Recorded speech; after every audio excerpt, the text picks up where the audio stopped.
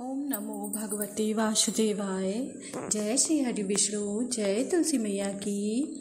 आज हम कार्तिक मास के 20वें अध्याय का श्रवण करेंगे। माँ शारदा की प्रेरणा, नारायण स्वयं सहाय, कार्तिक महात्म का लिखूं यह 20वां अध्याय।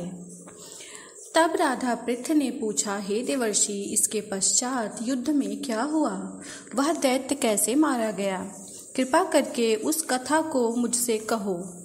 नारद जी ने कहा, जब गिरिजा वहां से अदृश्य हो गई और गंधर्वी माया में भी विलीन हो गई, तब भगवान वृषभध्वज चैतन्य हो गए।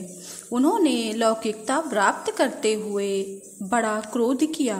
फिर भगवान शंकर जलंधर से युद्ध करने लगे।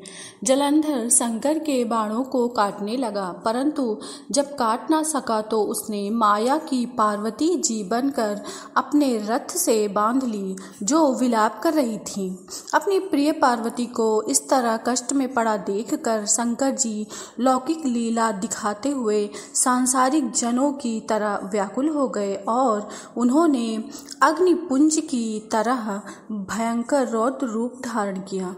उनके रौद्र रूप को देखकर कोई भी दैत्य उनके सामने खड़ा होने में समर्थ न हो सका।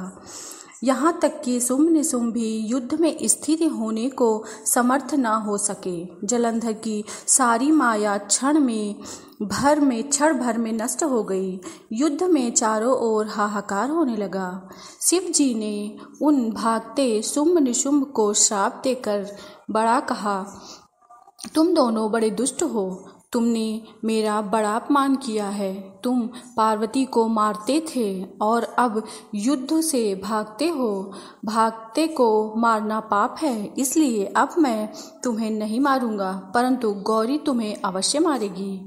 शिव जी के ऐसा कहने पर समुद्रपुत्र जलंधर क्रोध में अग्नि के समान प्रज्वलित हो उठा और उसने शिव जी पर घोर बाणों की वर्षा करके धरती पर अंधकार फैला दिया।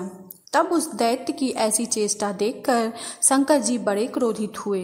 उन्होंने अपने बनाए हुए सुदर्शन चक्र को चलाकर उनका सिर काट दिया।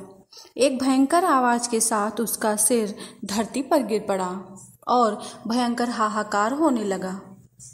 अन्न जल पर्वत के समान उसके शरीर के 2 खंड हो गए। उसके रक्त से संग्राम भूमि व्यापित हो गई। सारी धरती वृहल हो गई।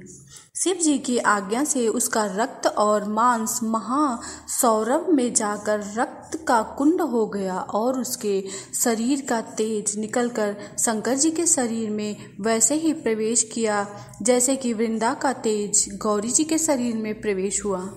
जलंधर को मरा हुआ देखकर देवता और गंधर्व सब प्रसन्न हो गए।